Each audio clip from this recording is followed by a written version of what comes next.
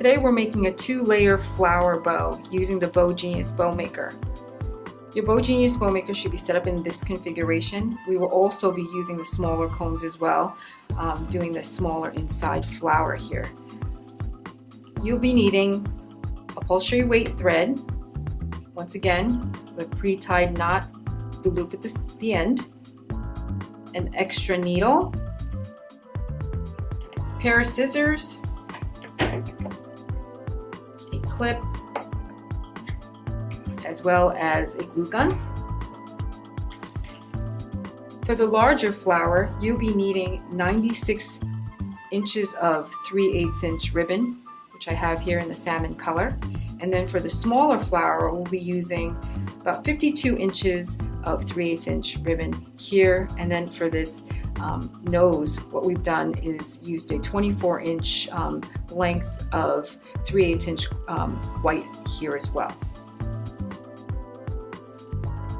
So what we're going to begin with is doing the larger flower, and we're going to take an end and we're going to puncture using the very tip of the ribbon.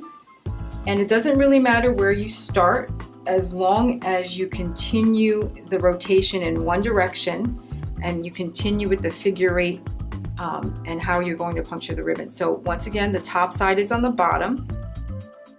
I'm puncturing the first loop here.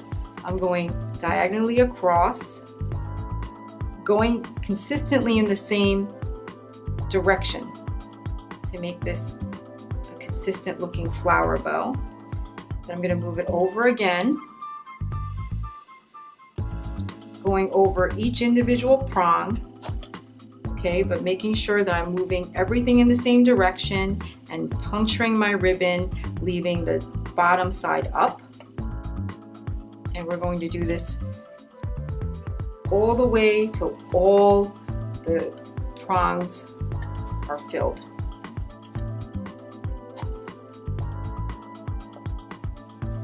So the great thing about the BowGenius is with the needle center, it really holds your ribbon in place. So there's no shifting, especially on an intricate flower such as this. The slightest shift would change the shape of the flower all the way around.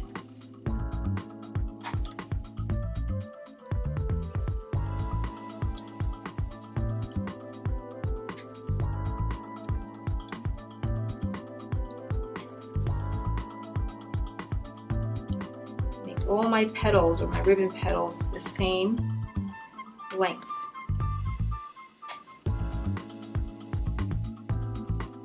Same direction, doing my last prong,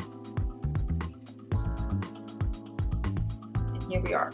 I'm going to cut the little bit of excess off here. The bottom flower is about 5.5 inches, so the 96 inches of ribbon makes about a 5.5 inch flower. Okay, we're going to take our pre-tied looped knot, the upholstery weight thread in through the needle, as you see here, leaving about 5 inches. I'm going to go underneath everything, all my loops, get a firm grasp. I'm going to pull straight up, take the excess all the way out, and here is my center. Once again, we have the stitch, the first stitch in place. It's holding everything together. That's the great thing about the BowGenius. I'm going to hold it here, set that aside, take my extra needle, feed the other end through, and I could finish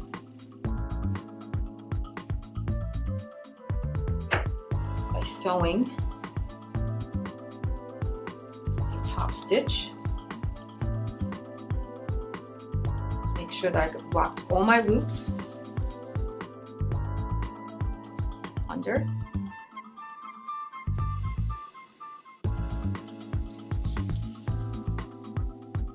Okay, and then I'm going to do a lock stitch at the bottom.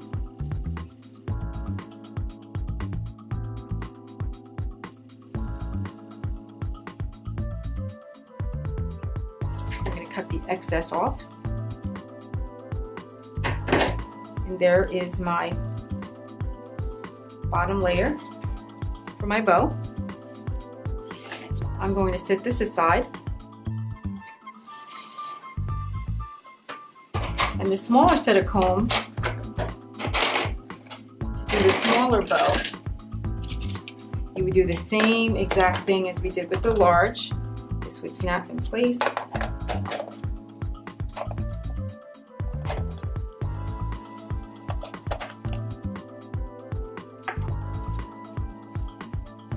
And you would puncture the end and do the same figure eight, exactly what you've done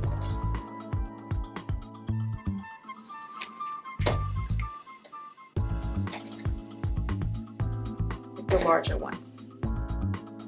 So in essence, to save time, I've already done it here. This is what it comes out to be after you've done it. It's actually about 52 inches of ribbon at this point to make the smaller one. So I have my top flower, my bottom flower, and now we're going to make the nose. It's a 24-inch length of ribbon. Okay, what I like to do is fold it in half. And this is 3/8 inch, and you can certainly use whatever color. I'm just using white to show the contrast for the bow. And what I'm doing is I'm just folding and twisting over top until I get this coiled nose.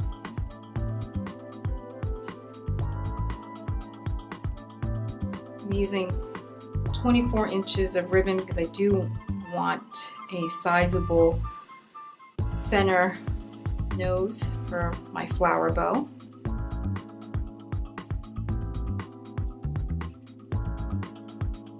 Tight.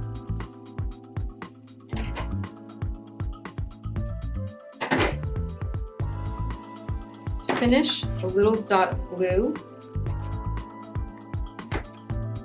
Roll it all the way through. Just hold for a second.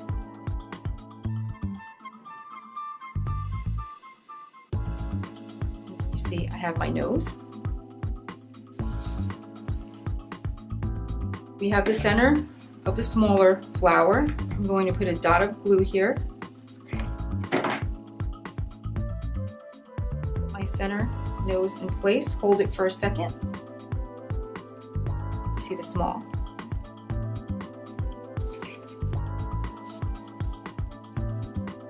Have the center nose here as well. I'm going to put a dot of glue here. Put my smaller one over top. And here you have it, a two-tone color flower bow.